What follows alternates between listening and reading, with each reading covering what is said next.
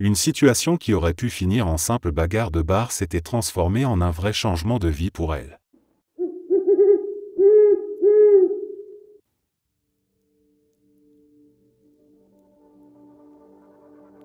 Je travaille pour une agence de recrutement. Je suis recruteur. On est une petite équipe et cette histoire est arrivée à un autre recruteur de mon équipe. Mon collègue travaillait avec un candidat plutôt doué. C'était un programmeur. Sa société faisait des licenciements mais on lui avait dit qu'il ne serait pas concerné. Mon collègue l'a contacté, ils ont discuté de la situation et le candidat a dit qu'il serait intéressé pour regarder d'autres opportunités. Justement, un nouveau client venait de nous confier un poste qui correspondait à son profil. On a rapidement planifié un entretien, il a passé l'entretien et il a obtenu le poste. Super. Il avait même une petite augmentation de salaire. C'était un CDI direct, pas de contrat temporaire. Il y va, travaille sa première semaine, tout se passe parfaitement, tout le monde est content. Le lundi suivant, il n'est pas là. L'entreprise nous appelle pour demander où il se trouve. Mon collègue l'appelle. Le candidat décroche et mon collègue lui demande si tout va bien, en lui disant qu'il n'a prévenu personne et qu'il ne s'est pas présenté chez la nouvelle entreprise. Le candidat répond, « En fait, je n'ai jamais quitté mon emploi. J'ai juste pris une semaine de vacances pour voir si ça me plaisait là-bas. C'était correct mais je préfère rester où je suis. » Mon collègue demande s'il peut faire quoi que ce soit, expliquant que cela nous met dans une situation compliquée avec un client tout nouveau, et il répond, « Franchement, je me fiche complètement de la position dans laquelle ça vous met et du fait que ce soit un nouveau client. Je reste ici, ne m'appelez plus jamais. » Puis il raccroche. Il a été licencié la semaine suivante.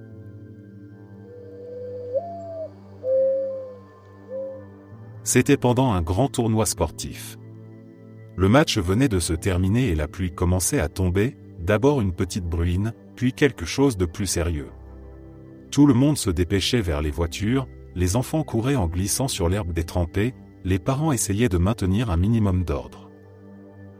Au milieu de tout ça, il y avait un conducteur pressé, du genre agressif. Il klaxonnait, criait par la fenêtre, exigeait que les gens s'écartent. À un moment, il frôle un enfant qui traverse en courant vers sa mère. Les gens lui crient dessus, mais lui accélèrent, furieux, comme si toute la foule n'existait que pour l'embêter. Il zigzague entre les voitures garées, roule sur l'herbe, dépasse tout le monde en essayant de sortir plus vite. Le problème, c'est que la sortie principale est bloquée. Un chevalet en bois barre l'accès parce que les organisateurs veulent faire sortir les voitures dans l'autre sens, pour éviter un accident avec les piétons. Tout le monde respecte la règle, même si ça ralentit. Tout le monde, sauf lui. Il s'arrête juste devant la barrière, moteur encore allumé, essuie-glace à fond. On voit dans son regard qu'il est prêt à tout pour passer devant tout le monde. Il sort de sa voiture, énervé, lève le chevalet pour le décaler et créer son passage personnel. Et juste à ce moment-là, on entend le déclic sec des portières qui se verrouillent. Il se retourne vers sa voiture. Les feux clignotent, le moteur ronronne gentiment, mais lui est dehors, sous la pluie, les clés à l'intérieur. Au début, il ne comprend pas. Il tire sur la poignée, secoue la porte, essaie les autres. Rien. La pluie commence à tomber plus fort, d'un coup. Une vraie averse. Son t-shirt se trempe, ses cheveux goûtent, et les spectateurs, bloqués dans la file, le regardent sans dire un mot. Le silence est presque plus humiliant que des rires. Quelques gens échangent des regards, certains sourient dans leur voiture, d'autres sortent leur téléphone pour filmer sans se faire voir. Lui reste planté là, les bras ballants, à côté de sa voiture qui tourne au ralenti en gaspillant de l'essence pendant qu'il prend l'orage en pleine figure. Tout son plan d'impatience est retourné contre lui en quelques secondes.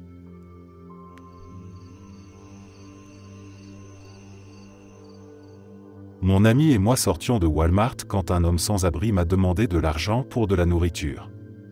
Je n'ai jamais d'espèces sur moi.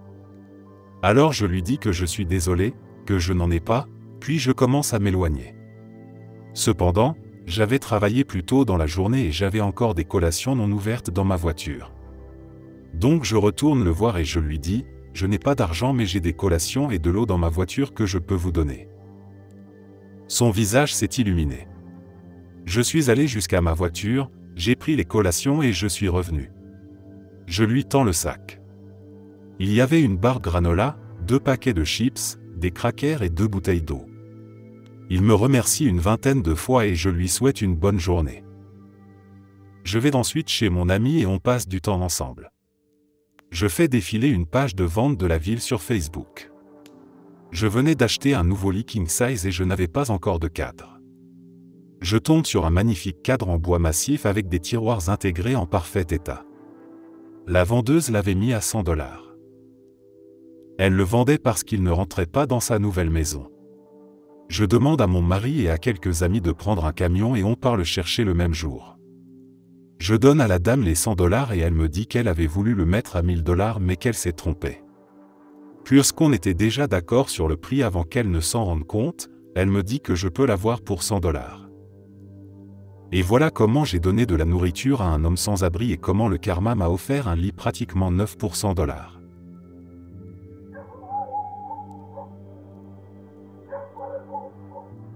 J'étais en Floride, en vacances, attablé avec ma femme sur une terrasse de restaurant qui donnait directement sur la plage. L'ambiance était détendue, les serveurs souriants, le soleil couchant tombait doucement sur l'océan. À une autre table, il y avait un homme seul, l'air déjà énervé en s'asseyant. On n'y prêtait pas vraiment attention au début. Puis on a commencé à entendre sa voix. Il parlait très fort à la serveuse, un ton sec, humiliant, presque agressif. Le pauvre employé essayait de garder son calme, mais il la coupait sans arrêt, se plaignait de tout, la commande, la température, la vitesse du service, même la manière dont elle posait l'assiette. À un moment, sa voix a monté d'un cran et la serveuse a baissé la tête. Elle avait les yeux rouges, prête à craquer. On voyait qu'elle n'avait rien fait de mal, seulement le malheur de servir monsieur important.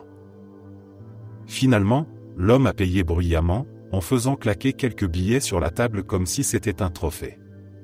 Il s'est levé, a remonté son pantalon avec un geste plein de suffisance et a quitté la terrasse avec le pas triomphant de quelqu'un persuadé d'avoir gagné quelque chose. Sauf que dès le premier escalier qui menait au sable, son pied a accroché la première marche. Il a vacillé, agité les bras comme un pantin désarticulé, puis s'est littéralement écrasé dans le sable, face contre terre. Pas une petite chute discrète. Un vrai plat.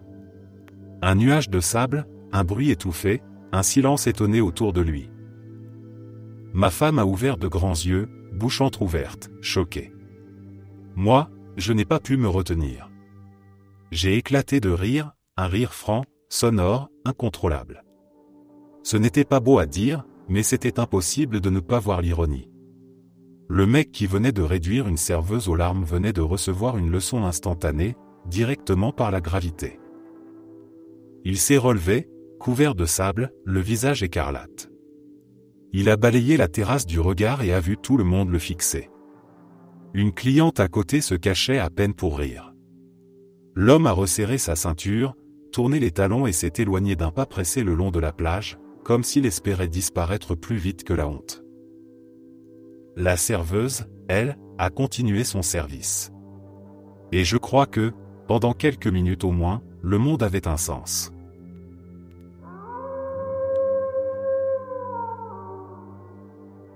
Ma première voiture n'était pas la meilleure du monde, mais j'avais réussi à économiser assez pour me la payer, et j'en étais fier quand j'étais jeune. Je conduisais en faisant des courses dans un quartier aisé de la ville quand je me suis arrêté à un feu rouge.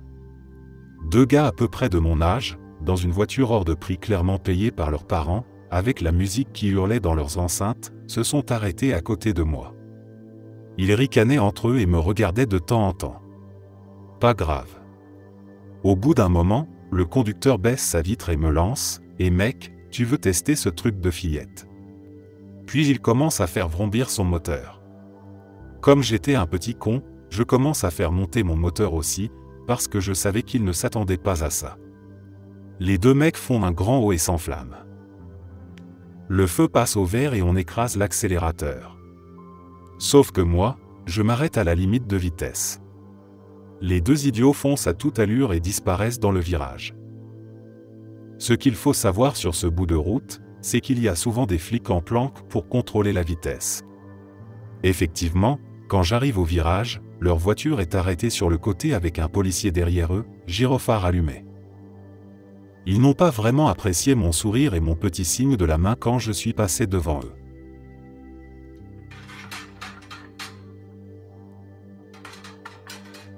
Je rentrais du travail à pied, comme tous les jours. Pour aller chez moi, je dois traverser un carrefour assez fréquenté. Le feu était vert pour les piétons, je commence donc à traverser tranquillement, casque sur les oreilles, sac sur l'épaule, juste en pensant à rentrer manger. Au même moment, une voiture arrive à l'angle. La conductrice voulait tourner à droite. Elle ne m'a même pas regardé. Elle observait uniquement la circulation venant de la gauche, sans penser une seconde qu'il pouvait y avoir quelqu'un devant elle. On aurait dit qu'elle avait oublié que son feu était rouge, ou qu'elle n'avait pas réalisé que les piétons étaient prioritaires. Elle a tourné d'un geste brusque et a coupé ma trajectoire. Elle est passée tellement près que j'ai senti l'air du pare-choc frôler mes chaussures. Encore un pas, et elle me roulait dessus. C'est à ce moment-là qu'elle m'a enfin vu. J'ai cru qu'elle allait s'excuser, lever la main, faire un signe. Non. Elle m'a fait un doigt d'honneur, comme si j'étais fautif d'exister. Je suis resté un instant immobile, abasourdi. Je n'avais rien dit, rien fait. Juste marché sur mon passage piéton. Sauf qu'à 3 voitures derrière elle, il y avait une voiture de police. Le policier avait tout vu. Gyrophare, léger coup de sirène, et la conductrice s'est retrouvée arrêtée sur le bas-côté. Le policier est d'abord venu vers moi pour me demander si j'allais bien, si elle m'avait touché, si j'avais besoin de soins. J'ai répondu que non, juste une belle frayeur. Ensuite il est reparti vers elle. Je ne sais pas ce qu'il lui a dit, mais rien qu'à voir son visage se décomposer, je suis presque sûr qu'elle a regretté son geste.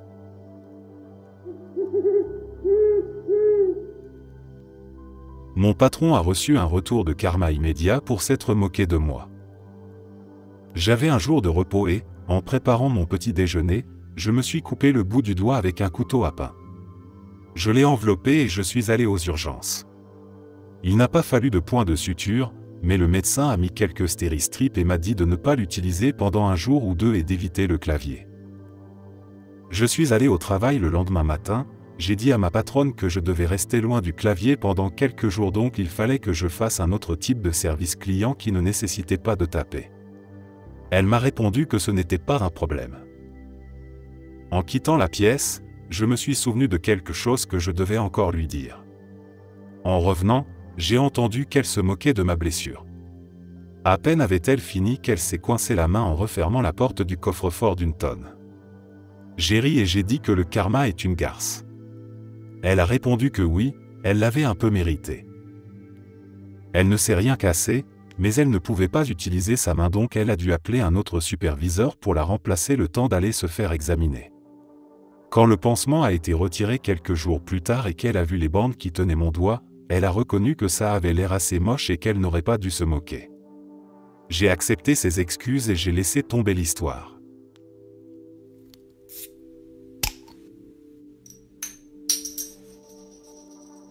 La mère de ma meilleure amie a toujours été comme une seconde maman pour moi, depuis qu'on est en CM1.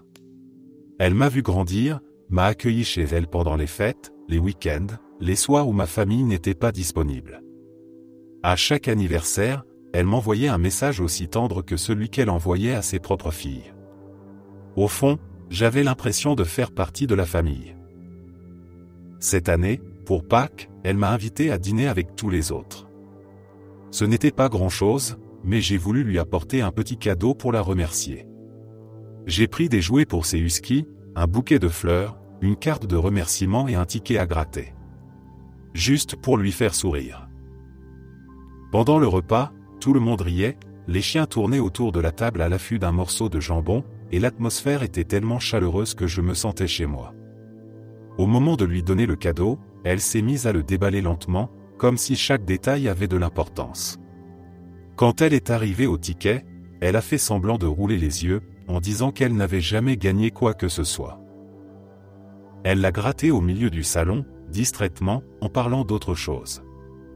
Et soudain, elle s'est figée. Ses yeux se sont écarquillés, puis elle a lâché un rire nerveux. Elle a vérifié 3 fois, puis une 4e. 1000 $. 1000 vrais dollars grâce à un ticket que j'avais choisi presque au hasard. La table entière s'est mise à crier. Les chiens ont aboyé, croyant qu'ils participaient à la fête.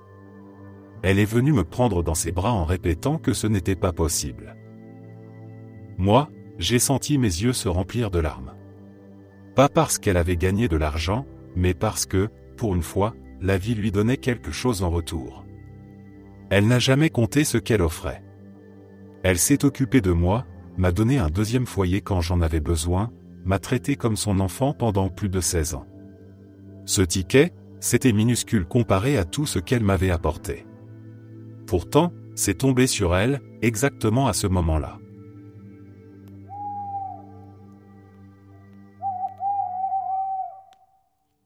J'étais à un festival au goût d'une fois et il y avait un de ces types qui n'était que pur instinct. Tu vois le genre, à crier des insultes, hurler, jeter des trucs sur les gens, juste un animal. Il était légèrement en hauteur par rapport à une intersection principale, à peut-être 10 mètres de la foule. J'attendais un ami dans le coin. Le campement du type était complètement nul, avec un genre de tente bricolée sous une bâche mal pensée, tenue par une corde en nylon tendue au-dessus d'un pick-up et coincée en claquant la portière d'une voiture dessus. Soudain, le gars lance sa bière vers la foule, grimpe sur la voiture et commence à marcher en funambule sur la corde entre la voiture et le pick-up. J'étais très impressionné qu'il tienne au moins 2 pas avant que la corde ne glisse de quelques centimètres dans la portière. Le type a écarté les jambes et il est tombé d'un coup, 3 pieds plus bas, directement sur la corde tendue. Je n'ai jamais vu quelqu'un se ruiner les bijoux de famille aussi violemment. En position fétale, il a tourné autour de la corde au ralenti jusqu'à se retrouver la tête en bas. La corde a ensuite raclé le toit du pick-up, est tombée entre la cabine et la benne, a partiellement détruit la ville de bâche et a laissé chuter l'abruti encore de quelques mètres droit sur sa tête dans la boue.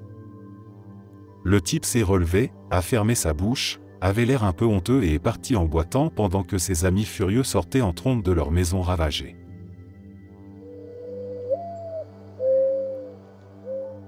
J'étais au lycée et je revenais de la pause déjeuner.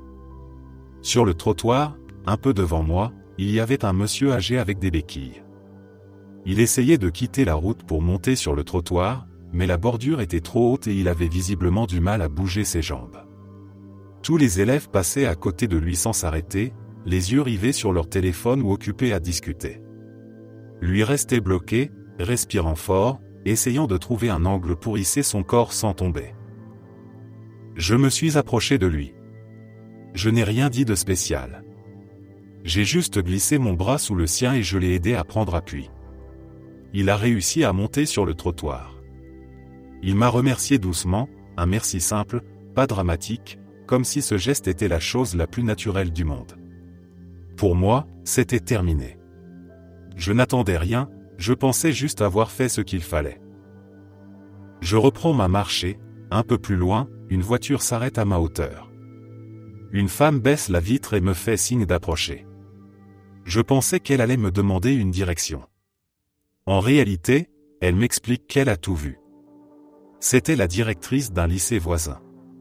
Elle était venue à une réunion dans mon école et repartait au moment où la scène s'est produite.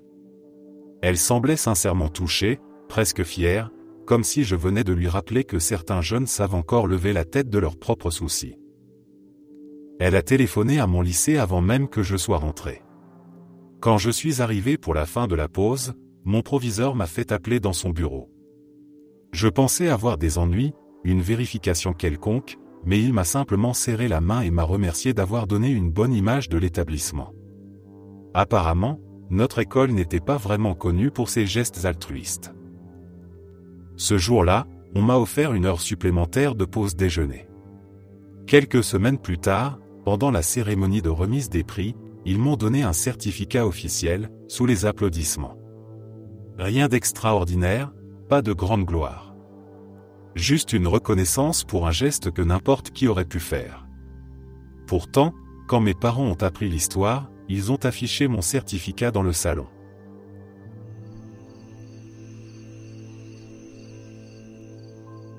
J'ai une histoire plus heureuse sur le bon karma, qui m'est arrivée il y a quelques mois en vacances à San Francisco.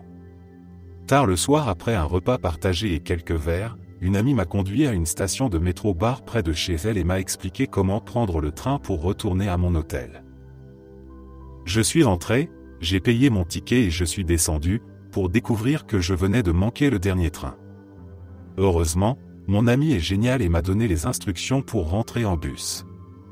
Mais il y avait une autre personne qui avait raté le même train et il était dans une situation bien pire que la mienne. Il était ivre, défoncé, avec d'énormes sacs de courses et d'alcool, et il essayait de retourner à Richmond, là d'où je venais, très loin. Et il n'avait aucun moyen d'appeler un Uber. Me sentant mal pour lui, je lui ai proposé d'appeler un Uber qu'il pourrait me rembourser comme il pouvait. Il n'avait que $3, mais tant pis, je n'allais pas refuser.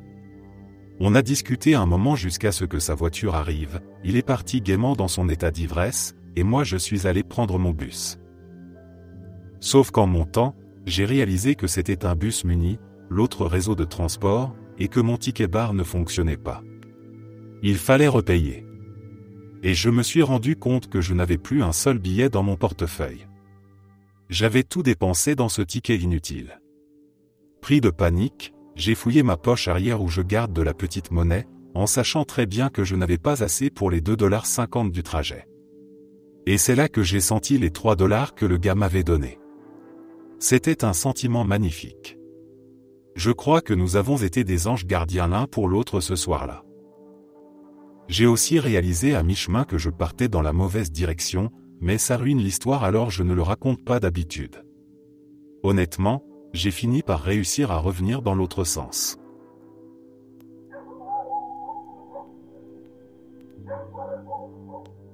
Un jour au collège, un gars assez nouveau dans notre établissement s'est mis à se moquer d'une fille de notre classe. Elle avait glissé et était tombée dans le couloir entre deux cours. Coïncidence étrange, c'était une fille sur qui j'avais un énorme crush. Le nouveau jouait un peu le clown du groupe. Il imitait sa chute devant tout le monde, exagérait ses gestes, essayait de la faire passer pour maladroite et idiote. Les élèves autour riaient, pas forcément par méchanceté, mais parce que c'était bruyant, rapide, presque comme un numéro de cirque. Sauf qu'en voulant faire le malin, il a mal estimé son mouvement. Il a glissé pour de bon, sans contrôle, et s'est écrasé de tout son poids sur le dos, violemment, en plein milieu du couloir. Le bruit du choc a résonné. C'était tellement brutal que quelques rires se sont instantanément transformés en silence gêné. On l'a vu serrer les dents, ses doigts crispés sur son bras. Il venait de se le briser en essayant d'imiter une chute qui, elle, n'avait blessé personne. Quand je suis passé à côté de lui, il était allongé par terre, entouré d'adultes paniqués, l'infirmière déjà accroupie près de lui. Il ne pleurait pas. Il ne criait pas. Il fixait le plafond, le visage vide, comme si la honte faisait plus mal que le bras cassé. Certains élèves étaient figés, d'autres reculaient lentement, mal à l'aise. La fille qu'il s'était moquée était restée immobile, choquée, ne sachant pas quoi faire. Elle n'a même pas souri.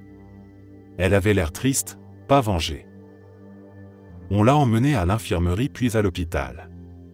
Il n'est jamais revenu. Pas la semaine suivante, pas le mois d'après.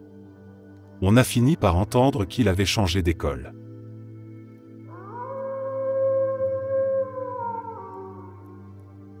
J'ai une histoire positive de karma instantané. Je ne sais pas si ça compte, mais c'est une bonne histoire. J'ai emmené mes 3 enfants au carnaval du coin. Ils ont 5 ans, garçons et filles, et ma plus grande a 7 ans. Ma femme avait un brunch entre filles et n'est pas venue. Nous avions garé la voiture assez loin donc pour atteindre les manèges, il fallait traverser le terrain du concert où les gens réservaient leur place pour plus tard. Bâches, chaises, tout ça. Une jeune mère et sa petite fille sont passées devant nous assez vite. La mère portait des chaises, des bâches et tout le reste, les bras complètement chargés. J'ai accéléré, je lui ai demandé si elle avait besoin d'aide et j'ai pris quelques sacs pour elle. On les a suivis jusqu'à l'endroit qu'elles avaient choisi, on a posé leurs affaires, on a discuté 1 minute, elle m'a remercié et on est reparti. Juste après, ma fille de 7 ans me regarde et me dit que c'était vraiment gentil papa. C'était adorable. À peine elle avait fini sa phrase qu'un père qui quittait le carnaval m'a tendu des tickets pour les manèges en me demandant si je les voulais parce qu'il ne s'en servirait pas. Je les ai pris et je les remerciais.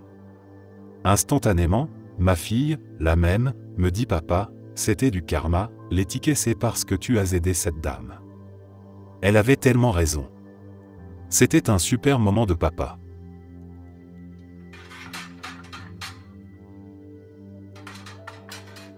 Un abruti que je connaissais au lycée essayait de manipuler un garçon handicapé mental pour lui faire faire des trucs à la jacasse, des trucs humiliants et cruels, derrière le gymnase. Moi, j'étais assis derrière une voiture, dans le parking, en train de fumer un joint et de rester discret. Le gamin handicapé n'était pas idiot, il avait compris que quelque chose n'allait pas. Il refusait de jouer à leur jeu stupide, alors l'autre abruti a décidé de lui faire tenir la caméra. Autour d'eux, quelques élèves traînaient, se marraient, lançaient des idées débiles, espérant voir un truc spectaculaire. Sauf qu'il ne se passait rien. C'était juste gênant, long et pathétique. Puis un type arrive avec un ballon de basket. Il le pose sur le trottoir en béton, d'un geste théâtral. Ensuite, il file une batte de baseball en aluminium au crétin principal et mime le geste de celui qui veut fendre une bûche, comme dans un film. Tout le monde se met à attendre, la caméra tourne, on sent qu'ils veulent tous une scène à montrer aux autres. L'abruti recule, prend son élan, lève la batte bien haut, et d'un coup c'est qu'il la bat. J'entends un énorme blawank et je le vois basculer en arrière. Sa tête part violemment vers l'arrière, du sang gicle. Avec l'état dans lequel j'étais et la distance, j'ai cru qu'il s'était fracassé le crâne. La batte vole, rebondit comme un projectile et atterrit plusieurs mètres derrière lui. Il s'écroule à plat sur le dos, inconscient. La batte avait rebondi sur le sol, était revenue droit vers son visage, et lui avait explosé l'arcade en pleine vitesse. Il s'était fait assommer par sa propre cascade. Quelques secondes plus tard, les élèves se sont approchés, certains paniqués, d'autres choqués, essayant de le réveiller. Il respirait, il grognait, mais il saignait partout. Il a fini par s'en tirer. Quelques points de suture, une énorme cicatrice, un œil noir monstrueux pendant des semaines, et un ego en poussière. Et tout ça, filmé du début à la fin par le garçon handicapé que l'abruti voulait humilier. Le gamin rigolait tellement qu'il en pleurait, incapable de tenir la caméra droite. Quand la sécurité est arrivée et qu'ils ont vu le type par terre, tout le monde croyait qu'un autre élève l'avait frappé. Personne ne les croyait jusqu'à ce que le gamin leur montre la vidéo.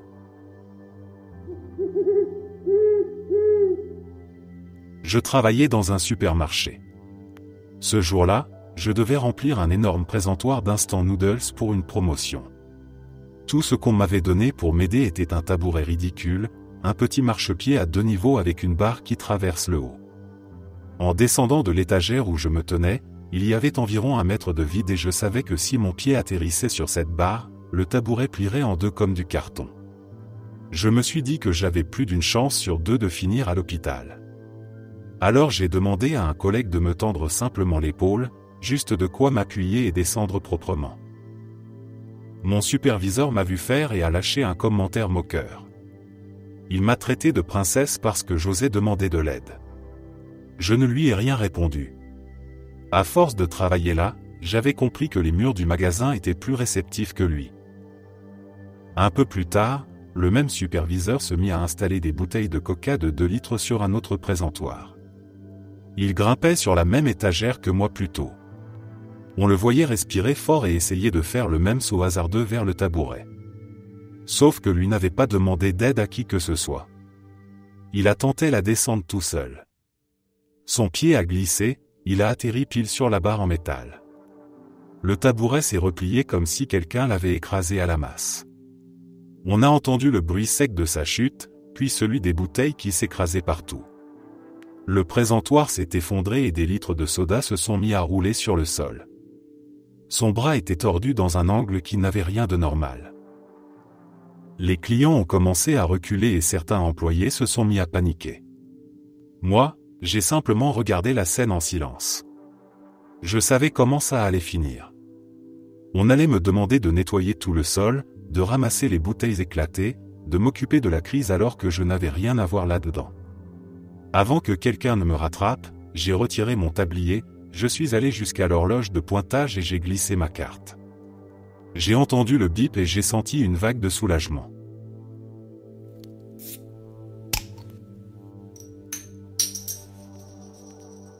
Mon père m'a raconté cette histoire.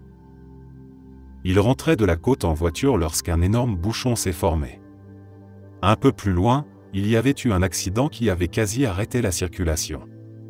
Mon père n'était pas enchanté, mais il s'était dit qu'il allait prendre son mal en patience. Les autres automobilistes n'avaient pas la même philosophie. Certains ont commencé à rouler sur la bande d'arrêt d'urgence pour dépasser tout le monde et gagner du temps. Ça a énervé mon père. On connaît tous ce sentiment. On respecte les règles, on reste à notre place, puis on voit des gens qui trichent et qui seront sûrement récompensés en arrivant plus tôt que tout le monde. Pendant une seconde, il a pensé à faire comme eux, à tourner sur la bande d'arrêt d'urgence, puis il s'est ravisé. Il allait rester correct et attendre. En avançant lentement dans la file, il a remarqué au loin un petit parking sur le côté. 2 policiers étaient là. Le premier arrêtait tous les automobilistes qui roulaient sur la bande d'arrêt d'urgence et les forçait à entrer sur le parking. L'autre policier écrivait des contraventions aux conducteurs, un par un. Selon mon père, c'était un spectacle magnifique. Il voyait ces voitures qui pensaient être plus malignes que tout le monde se faire aligner sans exception. Et plus la file avançait, plus il croisait des silhouettes furieuses qui sortaient de leur voiture, obligées de faire demi-tour avec une amende en poche. Mon père dit qu'il a rarement ressenti une satisfaction pareille, une sensation de justice instantanée qui remettait tout le monde à égalité.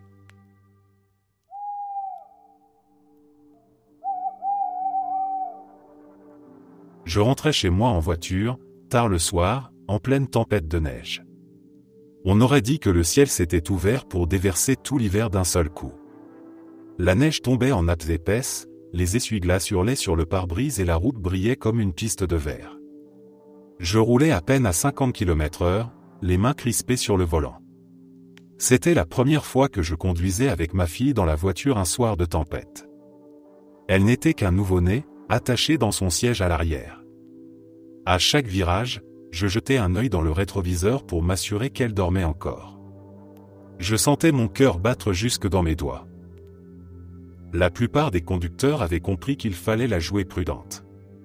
On avançait en file, lentement, dans un calme presque solennel. Puis un monstre mécanique apparut, un énorme pick-up qui surgit derrière nous. Il roulait presque 2 fois plus vite que tout le monde.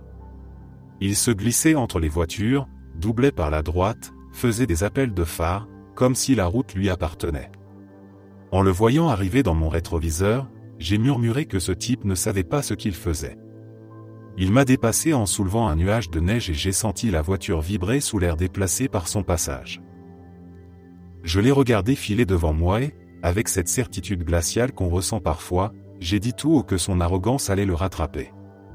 À l'instant même, les roues de son camion ont commencé à chasser. L'arrière s'est mis à serpenter et la carrosserie s'est balancée comme un bateau pris dans une vague. Il a essayé de corriger mais la route n'avait aucune adhérence. On a vu le pick-up glisser en biais puis quitter brusquement le bitume. Il a plongé dans un fossé rempli de poudreuse en soulevant un nuage blanc. J'ai ralenti encore un peu, juste assez pour vérifier qu'il n'y avait pas de blessés. La portière s'est ouverte et le conducteur est sorti d'un bond. Il n'avait rien, pas même une égratignure, mais il se mit à faire quelques pas dans la neige en jurant et en gesticulant, comme si ses bras cherchaient un endroit où poser toute sa rage. Derrière lui, son énorme camion était enfoncé jusqu'au châssis, parfaitement immobilisé. Il ne risquait pas de repartir de sitôt.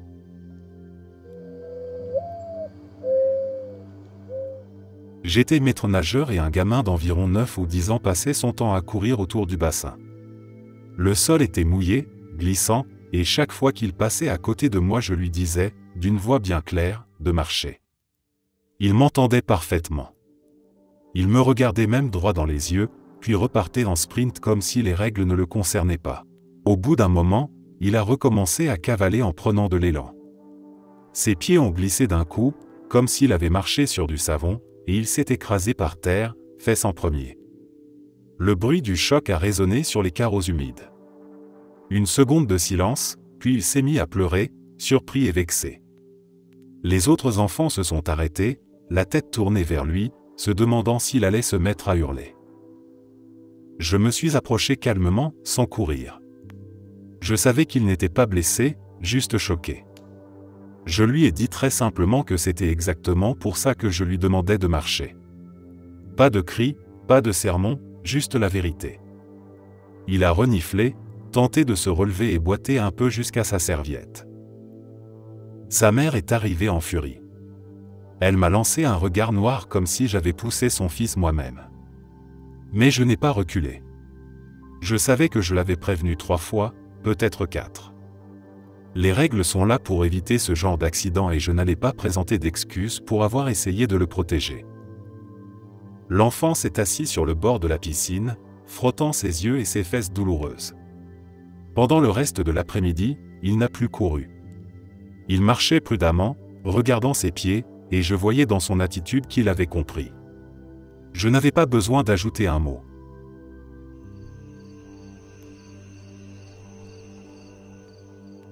Un jour, j'ai vu un camion faire une embardée intentionnelle pour écraser un animal. C'était le genre de camion qu'on repère à des kilomètres. Un monstre surélevé avec des pneus gigantesques, une carrosserie brillante et ses ridicules décorations accrochées à l'attelage arrière dont certains se servent pour compenser un ego fragile. On entendait presque le moteur hurler juste pour attirer l'attention. Sur le bord de la route, il y avait un petit animal qui marchait tranquillement, parallèle à l'asphalte, sans essayer de traverser. J'ai d'abord cru que le conducteur n'avait simplement pas vu la bête, mais le camion a soudain dévié de sa trajectoire. Pas un geste brusque de surprise, plutôt une courbe volontaire, calculée.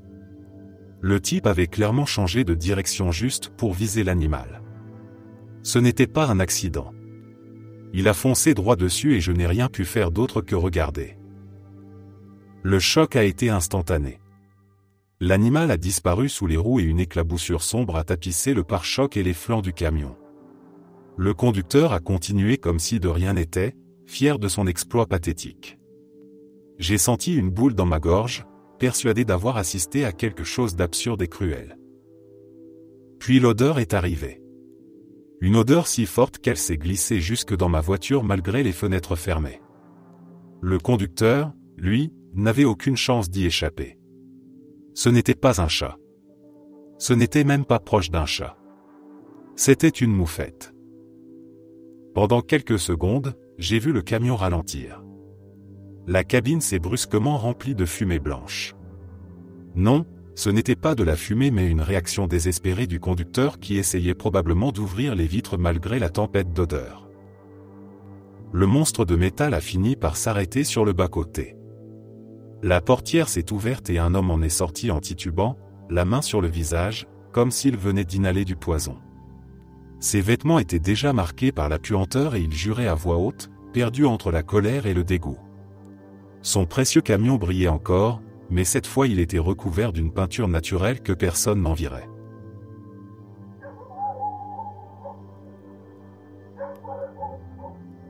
Une fille à l'école passait son temps à se moquer des autres et à être insupportable. Pas méchante au point de blesser quelqu'un, mais assez agaçante pour que tout le monde en ait marre. Ce jour-là, elle jouait avec une balle anti-stress, la lançant en l'air, la faisant rebondir sur les tables, cherchant clairement une cible pour attirer l'attention. Finalement, elle a visé un garçon qui travaillait tranquillement à son bureau, totalement sans défense. Quelqu'un a crié « Fais gaffe !» Le garçon a levé la tête au dernier moment, a vu la balle foncer vers lui et a levé ses bras par réflexe. La balle a rebondi sur ses avant-bras et est repartie dans la direction opposée comme un boomerang énervé. Elle a volé en plein sur le visage de la fille et l'a frappé directement sur la bouche. Ce n'était qu'une balle molle, rien de dangereux, mais le bruit du petit plouf sur son visage a résonné dans la salle. Le silence a duré une demi-seconde, puis toute la classe a éclaté de rire en voyant son expression. Elle restait là, bouche ouverte, yeux grands comme des assiettes, incapable de comprendre comment sa propre blague avait pu se retourner contre elle aussi vite. Rouge de honte, elle s'est rassise sans dire un mot. Même le professeur avait du mal à cacher un sourire. Pendant le reste du cours, elle est restée immobile, main sur la table, yeux vers son cahier.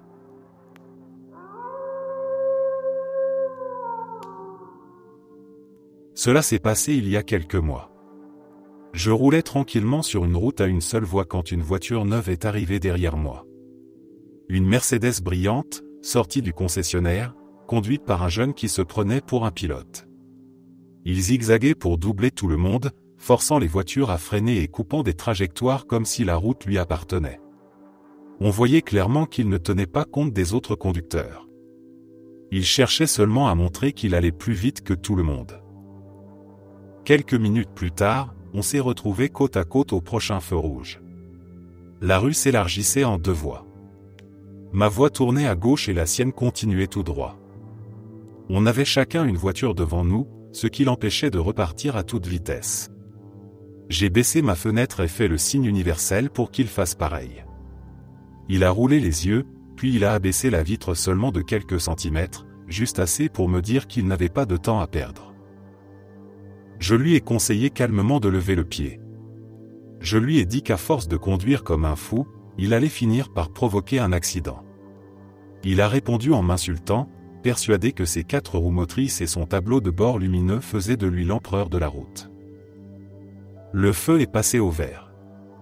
Le jeune a écrasé l'accélérateur comme si c'était le départ d'une course. Le moteur a rugi et la voiture a bondi vers l'avant.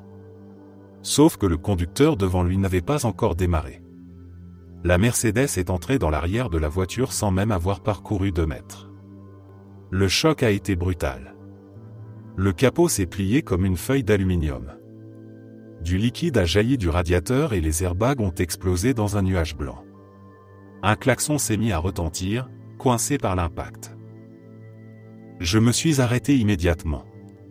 Je suis allé voir le conducteur qui avait été percuté.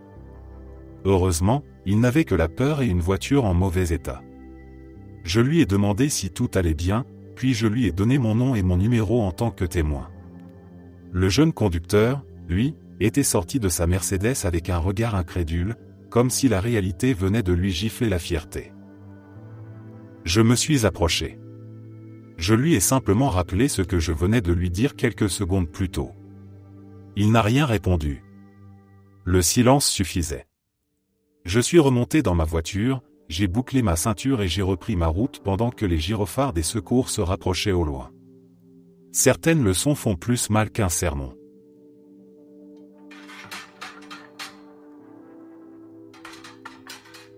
J'achetais des boissons dans un magasin en Floride pendant que je rendais visite à quelqu'un.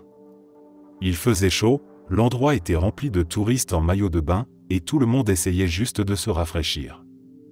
2 touristes âgés sont arrivés derrière nous dans la file et, sans hésiter, ils ont coupé devant comme si personne n'existait. Ils râlaient à voix haute sur tout, les prix trop élevés, la plage trop bondée, la météo trop chaude, la clim trop froide. Rien ne leur convenait. Arrivés à la caisse, ils ont été odieux avec la caissière. Ils ont passé de longues minutes à discuter du prix de leur hot-dog comme si on leur volait leur retraite. La file derrière s'allongeait, la caissière restait professionnelle, nous soupirions. Finalement, ils ont payé et sont sortis, toujours en marmonnant. Quelques secondes plus tard, nous passons la porte à notre tour et la scène se déroule sous nos yeux comme un sketch de film. Le vieux monsieur tient son hot-dog d'un air victorieux, prêt à croquer dedans, quand un goéland fonce sur lui, comme un missile ailé. L'oiseau arrache le pain en plein vol, laisse un peu de moutarde sur sa main et repart au-dessus du parking avec son trophée. Sa femme pousse un cri perçant, sursaute, et lâche le sien directement sur le sol. 2 hot-dogs perdus en moins d'1 seconde. On aurait dit que le karma avait mis des ailes. Ils sont restés là, bouche ouverte, incapables de comprendre ce qui venait de se passer. La caissière à l'intérieur, qui avait dû tout voir à travers la vitre, a dû se retenir de rire, et nous aussi.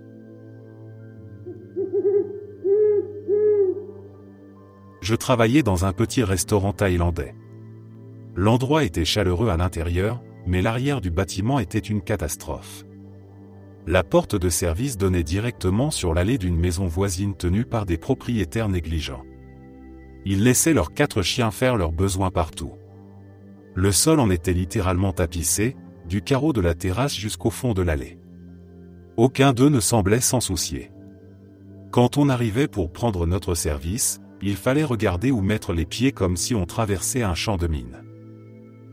Et en hiver, c'était encore pire. La neige fondait, regivrait, et l'allée devenait une piste de glace inclinée. Il fallait descendre la pente pour atteindre la porte du restaurant et entre les plaques glissantes et les déjections gelées, chaque matin ressemblait à un jeu dangereux. Mon patron était l'une des pires personnes que j'ai rencontrées en tant qu'employeur. Il criait sans raison, insultait les serveurs, critiquait les cuisiniers, et traitait chaque employé comme un objet remplaçable. Tout le monde rêvait de lui dire ses 4 vérités mais on avait besoin du salaire, alors on prenait sur nous. Un soir, on est arrivé quasiment en même temps. La nuit était froide et l'allée était gelée du haut en bas. Il a décidé de passer devant, trop pressé pour faire attention. J'étais quelques pas derrière lui lorsque ses semelles ont perdu l'adhérence. J'ai entendu un bruit sec, puis je l'ai vu partir en glissade. Son corps a dévalé l'allée comme une luge incontrôlable. Il a essayé de se retenir en agitant les bras mais cela n'a fait qu'ajouter au spectacle. Il a heurté la glace avec l'arrière de son crâne avant de s'immobiliser dans une énorme tache brune et récente. Une odeur affreuse a traversé l'air. Il venait d'atterrir dans une pile de crottes de chien encore toutes fraîches. Je n'ai même pas essayé de cacher mon rire. Il s'est assis, couvert de neige et de saleté, le regard perdu, et je n'arrivais pas à reprendre mon souffle tellement la scène était parfaite. Puis j'ai entamé ma propre descente. Je me disais qu'avec un peu de chance, j'allais y arriver sans problème. J'ai fait 2 pas, puis mon pied a glissé. Je suis parti en arrière, la glace m'a accueilli de plein fouet. J'ai senti la douleur dans mon dos et mes coudes. Mais quand je me suis arrêté, je me suis rendu compte que j'avais échappé à l'essentiel. Pas de coup à la tête, pas de crottes de chien collées sur mes vêtements. Juste quelques bleus et une raison de rire encore plus fort.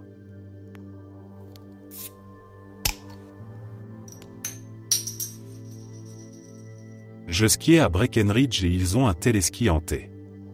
Pour ceux qui ne connaissent pas, c'est une grande barre en forme de T renversée, tirée par un câble. On s'agrippe à la barre et elle vous entraîne vers le haut de la montagne. 2 personnes peuvent tenir, une de chaque côté. Ceux qui n'y sont pas habitués chutent tout le temps, ce qui donne un air de supériorité aux habitués qui les regardent avec un petit sourire. Ce jour-là, un jeune garçon d'environ 12 ou 14 ans, sur son snowboard, a décidé de tenter l'aventure.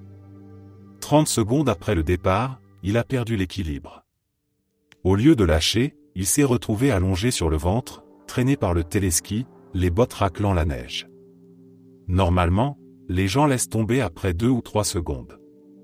Lui, non. Il s'accrochait avec la détermination d'un grimpeur au bord d'une falaise. J'étais juste derrière, ainsi qu'un couple. Nous étions bouche bée. Le garçon glissait sur son ventre comme une luge humaine, et il continuait à remonter la montagne. Les skieurs autour de lui s'arrêtaient pour regarder, certains filmaient, d'autres riaient, mais lui ne lâchait pas. Les mètres défilaient. 100, 200, 500. Il dépassait même des adultes qui avaient lâché dès les premières secousses. Puis, plus loin, le téléski s'est arrêté parce qu'un autre groupe était tombé. L'enfant, complètement épuisé, n'avait plus assez de force pour se relever. Il restait étendu, le visage dans la neige, respirant comme un sprinter. Le couple derrière moi riait tellement qu'ils en pleuraient. Quand le téléski a redémarré brusquement, ils ont perdu l'équilibre et se sont étalés au sol. Le téléski les a laissés derrière. Le garçon, lui, est reparti, toujours traîné sur le ventre. Quelques minutes plus tard, il a atteint le sommet. Il a lâché la barre, a roulé sur le dos et a levé le poing vers le ciel, comme s'il venait de vaincre la montagne elle-même. Les gens autour ont applaudi. Un moniteur est venu le relever en lui tapant dans la main. Il n'avait pas appris à prendre le téléski correctement, mais il avait prouvé qu'il refusait de perdre. Et pendant que le couple marchait à pied dans la neige pour remonter récupérer leurs planches, lui glissait déjà à toute vitesse vers la piste, fier comme un champion.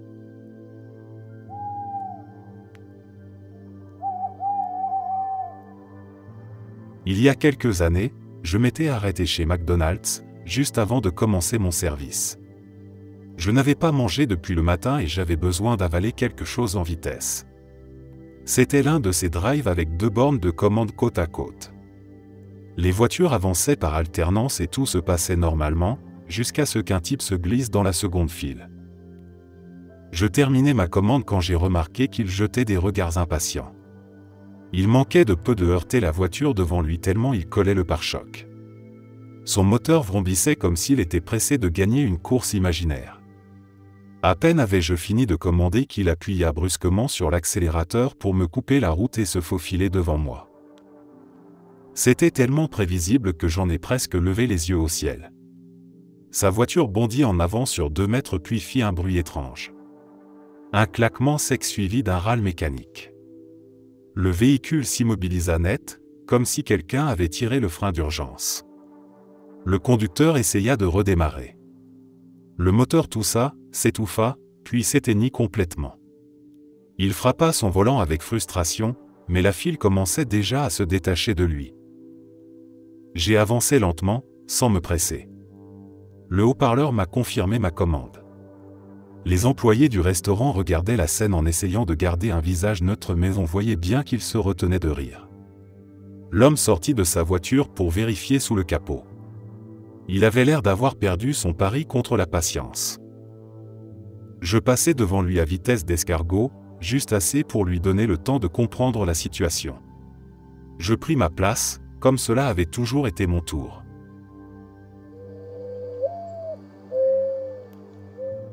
Je suis allé avec ma copine dans une boutique John Fluvog parce qu'elle voulait acheter la même paire de bottes pour la 3e fois. Elle portait cette gamme depuis plus de 10 ans, c'était son modèle fétiche, celui qui allait avec tout et qu'elle rachetait dès qu'il montrait des signes d'usure. Sauf que cette fois, le vendeur a annoncé que le modèle avait été discontinué. Fini. Plus de stock, plus de réassort. Elle était dévastée. Elle essayait de garder contenance, mais on voyait bien dans ses yeux qu'elle venait de perdre un petit morceau de son style et de sa routine. Je faisais de mon mieux pour la consoler, lui dire qu'elle trouverait autre chose, qu'il y avait des dizaines d'autres modèles. Pendant qu'elle fouillait les étagères, j'ai aperçu une paire de bottes en solde. Juste par curiosité, je les ai essayées. Elles m'allaient parfaitement et le prix était incroyable. Je les ai achetées, un peu gêné. Ma copine était contente pour moi, mais en sortant du magasin, j'avais l'impression d'avoir volé la seule victoire possible de l'après-midi. On était venu pour elle, et on repartait avec elle triste et moi avec des bottes toutes neuves. Un mois plus tard, c'était à mon tour d'aller faire du shopping. Je voulais racheter la même paire de baskets que je portais depuis des années. Je suis entré dans le magasin tout confiant, modèle en tête. Le vendeur m'a regardé avec un air navré. Il m'a expliqué qu'ils venaient tout juste de cesser leur production. Terminé, plus rien en stock. Je suis resté planté là, avec le même sentiment que ma copine avait eu, celui de perdre une petite habitude confortable. Ma copine m'a regardé avec un sourire très doux, mais dans ses yeux il y avait une étincelle de malice. Elle s'est approchée du mur d'exposition et a attrapé une paire de sneakers en promotion. Elle les a regardés comme si c'était un trésor. Elle m'a dit de les essayer, juste pour voir. Je l'ai fait, un peu résigné, et elles m'allaient parfaitement. Elle a insisté pour me les acheter, en disant que ça lui ferait plaisir. En sortant du magasin, j'ai réalisé qu'elle venait de m'offrir exactement la même leçon que j'avais vécue avec elle. Elle n'était plus triste. Elle était fière d'avoir transformé la situation.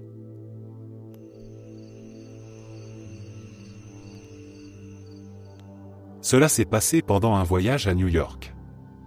Mon père et moi traversions la ville en voiture et on s'était arrêté à un feu rouge.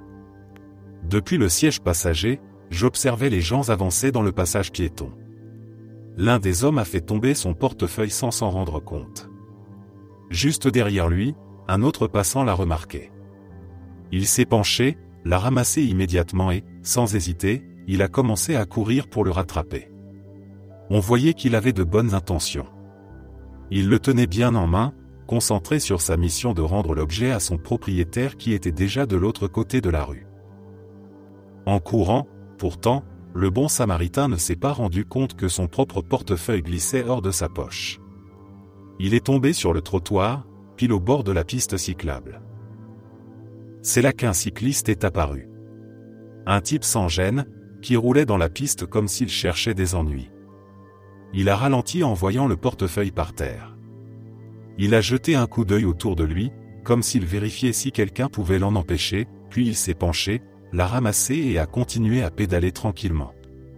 Pas un geste pour appeler le propriétaire. Pas un mot. Il l'a simplement pris et est parti, en pleine vue d'une trentaine de témoins et d'une rangée de voitures arrêtées au feu.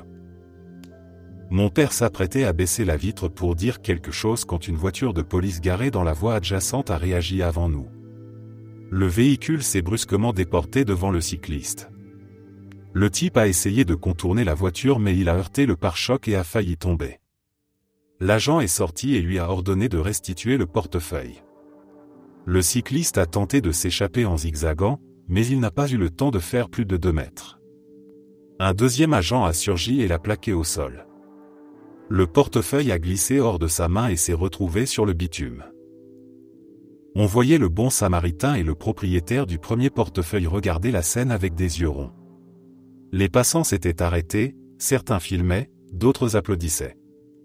Le cycliste essayait de protester, mais les agents le maintenaient au sol en attendant des renforts. Peut-être qu'ils l'ont arrêté. Peut-être qu'il a reçu une amende salée. Le feu est passé au vert alors on a avancé et la scène s'est éloignée derrière nous. C'était peut-être la forme la plus satisfaisante de karma instantané que j'ai jamais vue.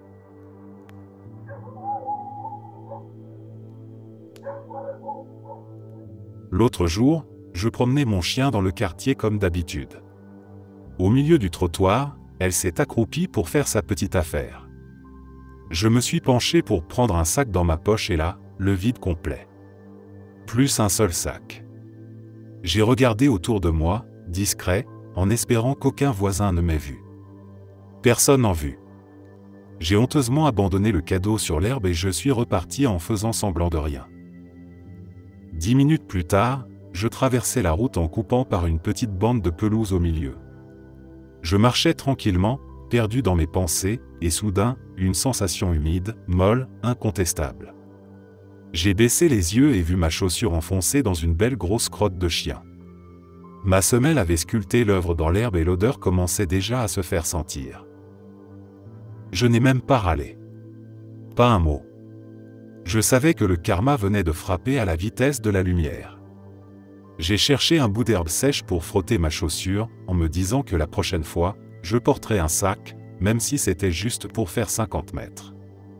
Mon chien me regardait en remuant la queue avec l'air le plus innocent du monde. Je crois qu'elle trouvait ça drôle.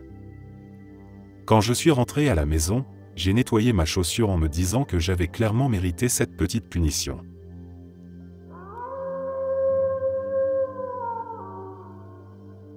Un soir, j'étais assis au comptoir d'un bar assez tranquille.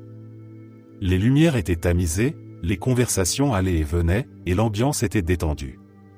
Jusqu'au moment où un type complètement ivre a commencé à se faire remarquer. Il titubait sur son tabouret et essayait d'aligner des phrases sans succès. La barmaid, qui avait déjà dû le servir plus que raisonnablement, finit par lui annoncer qu'elle arrêtait de lui servir à boire. Il n'a pas aimé. Son visage s'est tordu d'un mélange de colère et d'alcool. Il a commencé à lui hurler dessus en l'insultant. Il l'a traité de tous les noms, des mots qu'aucune personne ne mérite d'entendre, encore moins quelqu'un qui essaie simplement de faire son travail. Plusieurs clients se sont tournés vers lui, certains prêts à intervenir, d'autres juste agacés par le spectacle. La barmaid est restée incroyablement calme. Elle a croisé les bras, l'a regardé droit dans les yeux et n'a pas répondu à la provocation. Plus elle restait silencieuse, plus lui s'enfonçait dans sa propre bêtise. À un moment, il a décidé qu'il allait partir avec panache. Il a voulu reculer son tabouret, probablement pour donner l'impression qu'il quittait le bar par fierté. Sauf qu'il n'avait pas bien calculé. Le pied du tabouret s'est accroché dans la moquette. Au lieu de glisser, le siège est resté bloqué et lui est parti en arrière comme un arbre que l'on abat. On a entendu un bruit sourd qui a résonné dans toute la pièce. Le sol a vibré, les conversations se sont figées et tout le monde s'est retourné. Pendant une seconde, il est resté allongé sur le dos, les bras écartés, le regard vide, comme si son cerveau essayait de comprendre ce qui venait de se produire. Personne n'a ri. Ce n'était même pas nécessaire. Le silence de la salle lui tombait dessus plus lourdement qu'un tonneau de bière. Finalement, il a roulé sur le côté, s'est hissé péniblement sur ses jambes et a commencé à marcher vers la sortie. Il chancelait tellement qu'on aurait dit qu'il flottait dans une mer invisible. Les clients le suivaient du regard, pas hostilement, juste avec ce mélange de lassitude et de mépris que l'on réserve aux gens qui se ridiculisent tout seuls. Il a franchi la porte, a disparu dans la nuit glaciale, et plus personne ne l'a jamais revu. La barmaid a simplement soufflé, a essuyé quelques verres et a repris son service comme si ce n'avait été qu'une petite pause dans la soirée. Parfois, le karma n'a pas besoin d'être spectaculaire. Il suffit d'un tabouret, d'un tapis et de beaucoup d'alcool pour remettre quelqu'un à sa place.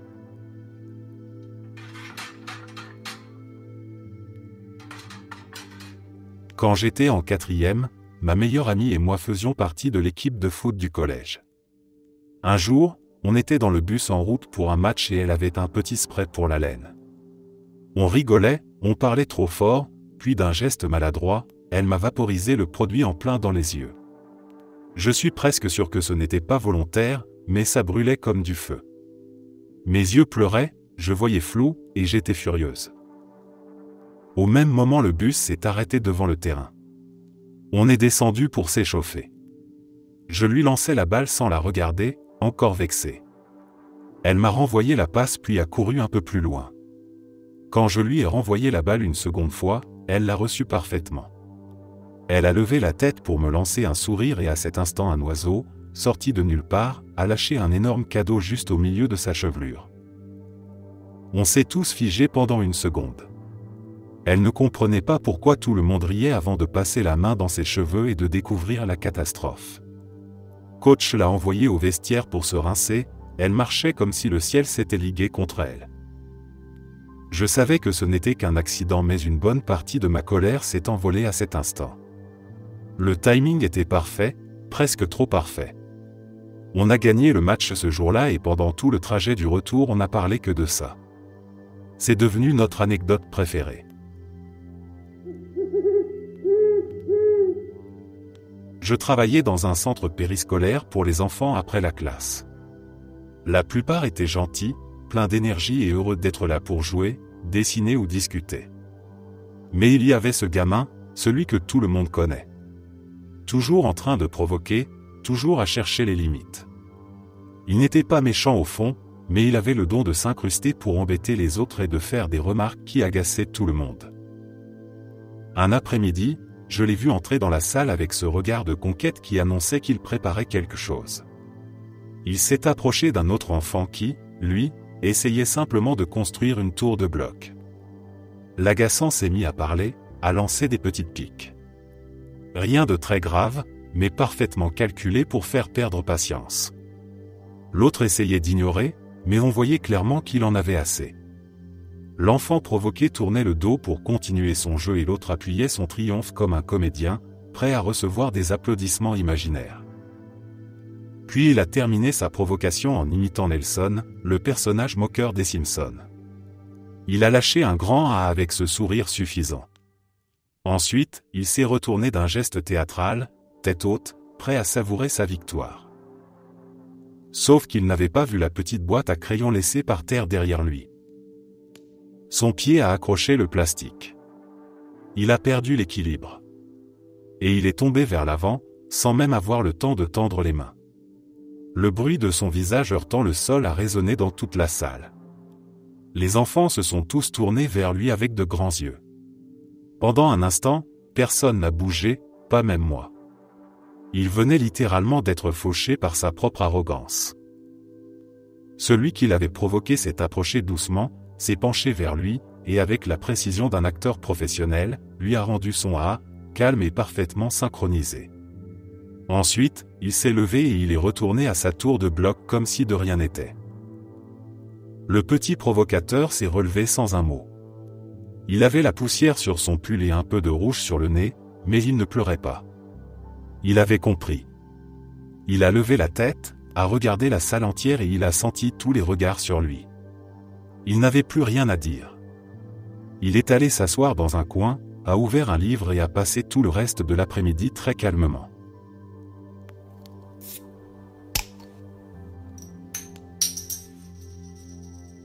Après quelques jours à perdre lamentablement au blackjack à Foxwood, mon ami et moi avions décidé de passer notre dernière nuit à boire comme des idiots. On est retourné à la chambre en titubant un peu, puis on a commandé du room service. Il s'occupait de la commande et je suis sorti chercher de l'eau à la machine dans le couloir, juste pour me rafraîchir. En arrivant près de l'ascenseur, j'ai vu 2 dames âgées. L'une d'elles tremblait violemment et s'est effondrée contre le mur avant de tomber au sol. L'autre paniquait, appelait son nom sans savoir quoi faire. Sans réfléchir, tout ce dont je me souvenais de mon cours de premier secours m'est revenu.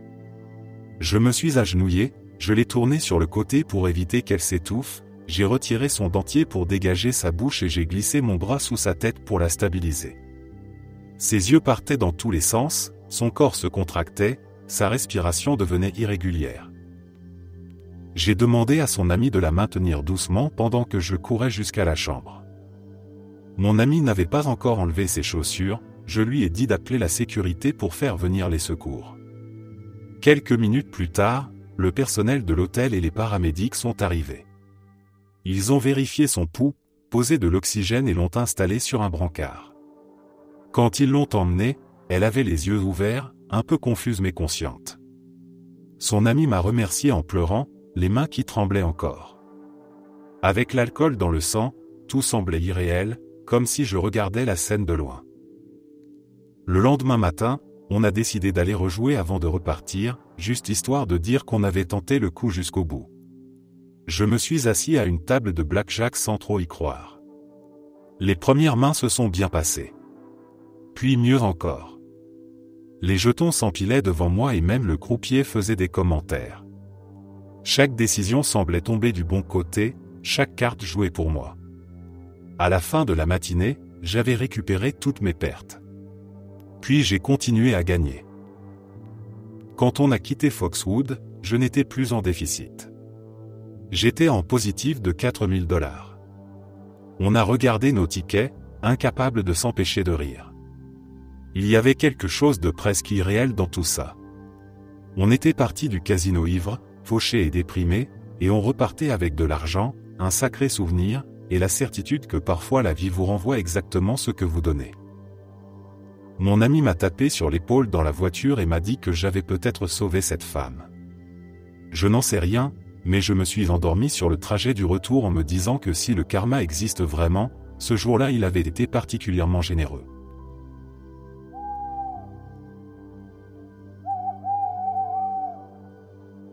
Je travaillais dans un supermarché quand un client paniqué est venu me voir.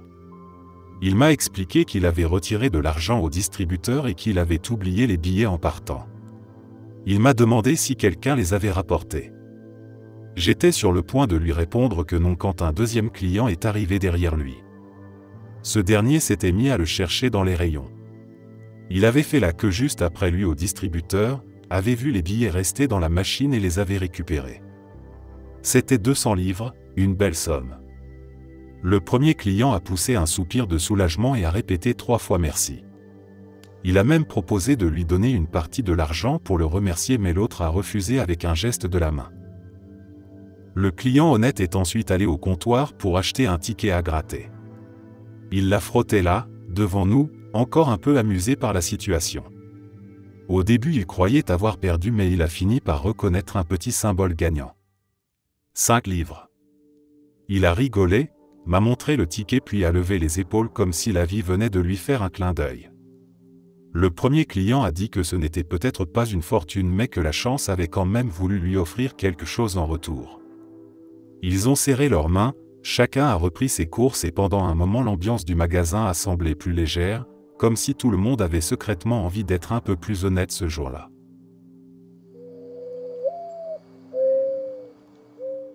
Je travaillais pour les pompiers ce jour-là et nous avions été envoyés sur un carambolage avec plusieurs véhicules retournés sur l'autoroute.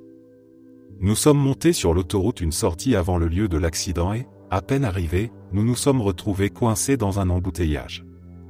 On s'est déporté sur la voie d'urgence, gyrophare en marche, sirène hurlante.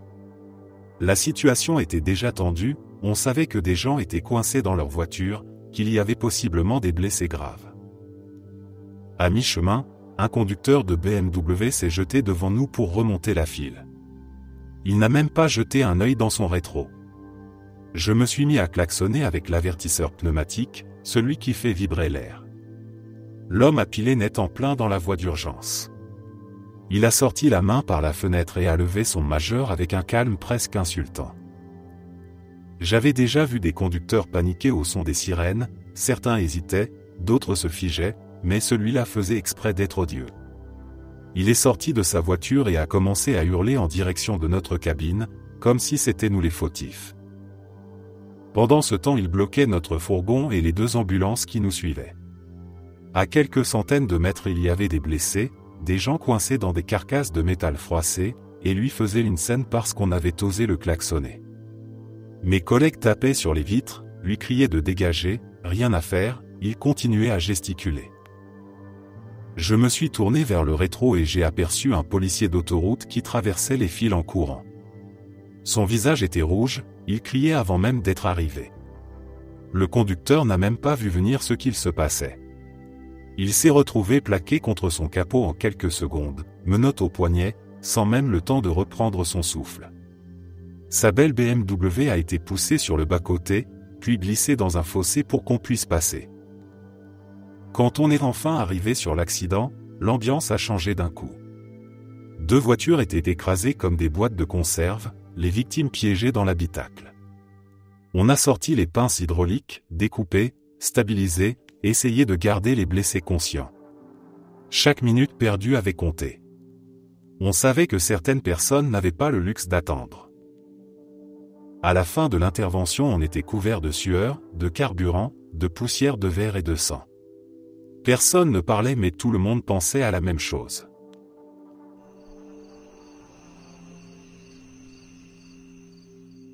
À la fin de la journée, dans le vestiaire après le cours de sport, l'ambiance était la même que d'habitude. Tout le monde parlait fort, casier qui claquait, odeur de transpiration et de déodorant bon marché. Un élève de première année, très populaire, celui qui se mettait toujours en avant et passait son temps à se vanter, a commencé à provoquer un autre garçon. Le second était plutôt réservé, un peu maladroit, souvent la cible de moqueries.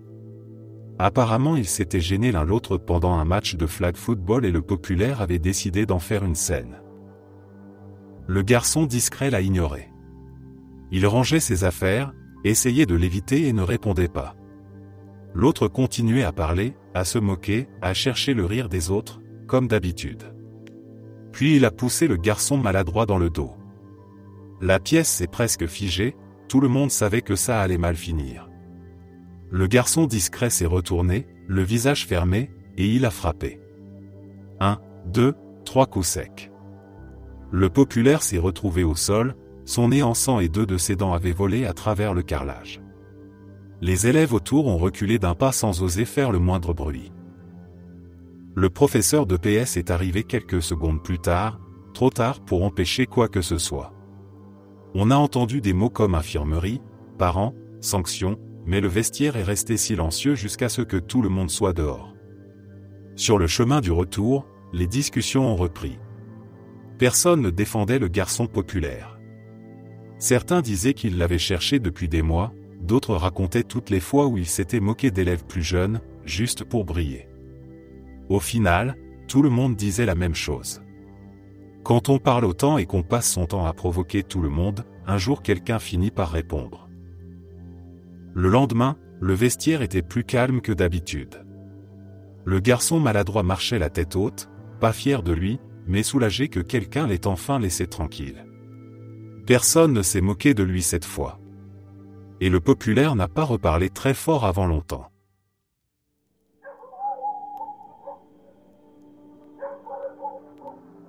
Je faisais du paintball samedi dernier et il y avait un groupe d'enfants venus pour un anniversaire. Tout le monde courait partout, ça riait, ça criait sous les masques et l'ambiance était plutôt bon enfant.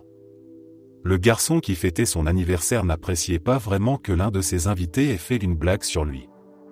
Les autres enfants avaient éclaté de rire, ce qui n'a visiblement pas plu. Au lieu de laisser passer, il s'est approché discrètement du garçon qui avait plaisanté et lui a tiré une bille dans l'arrière de la cuisse à 1 mètre de distance. Le gamin a poussé un cri, surpris et en colère. Les animateurs ont remarqué la scène, mais le fêté tournait déjà le dos comme si de rien n'était, fier de sa petite vengeance. Puis le karma a décidé de s'en mêler. En s'éloignant, il a buté sur une racine qui dépassait du sol. Il s'est étalé de tout son poids, son lanceur a heurté le sol et la trappe du chargeur s'est ouverte. Toutes ces billes de peinture ont roulé dans l'herbe humide, certaines éclatant sous la pression. Il s'est relevé d'un coup en se tenant la hanche, car le canon avait arraché un morceau de peau en se tordant sous lui. Il y avait une trace rouge sur son t-shirt, pas dramatique mais assez pour lui apprendre la leçon. Ses amis l'ont regardé sans dire grand-chose. Il aurait pu venir s'excuser, aider son camarade ou même rire de sa propre chute, mais il s'est contenté de boiter jusqu'à la table en boudant, pendant que les autres continuaient à jouer. À la fin de la partie, le garçon qui l'avait tiré dans la jambe est venu prendre de ses nouvelles et lui a tendu quelques billes pour qu'il puisse rejouer. La scène a un peu cassé l'ambiance arrogante que le fêté se donnait depuis le matin. Forcément, quand on ne sait pas perdre et qu'on se croit au-dessus des autres, la réalité finit par vous rattraper, parfois en plein milieu d'un champ de paintball.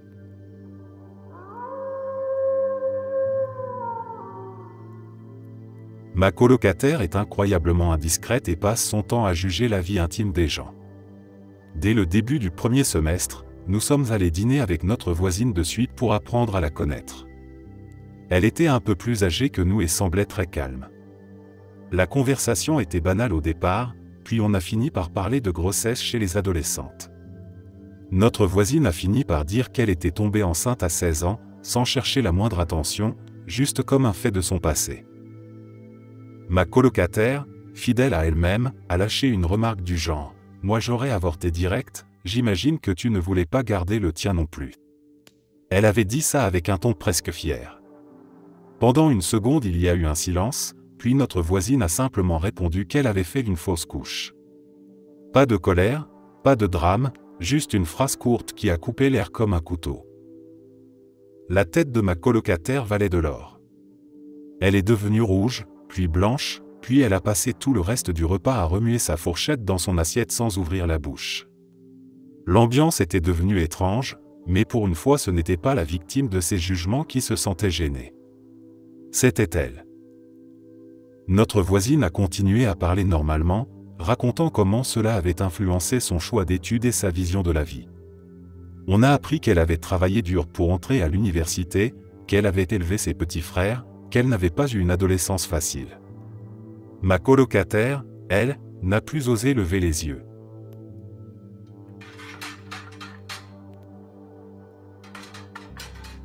Lors d'un concert très animé, ma mère a accidentellement marché sur le pied d'une femme.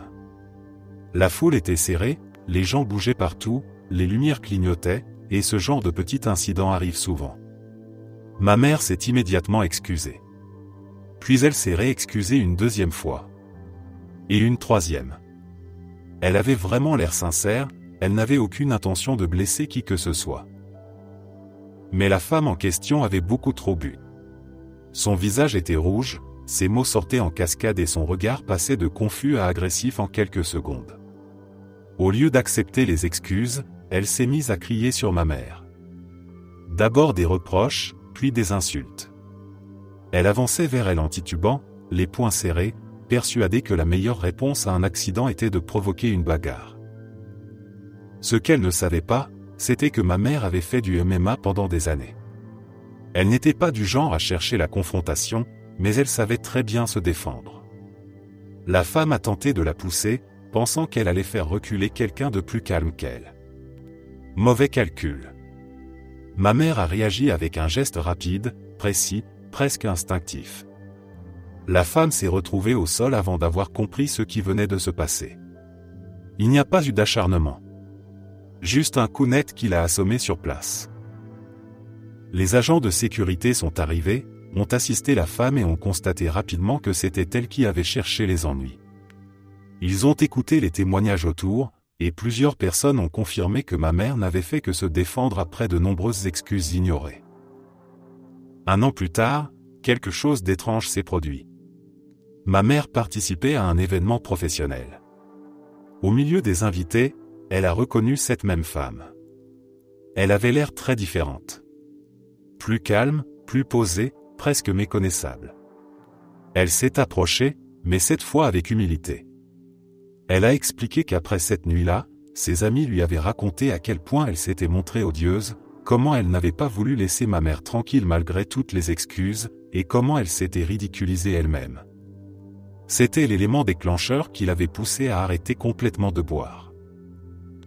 La femme a remercié ma mère, d'une certaine façon.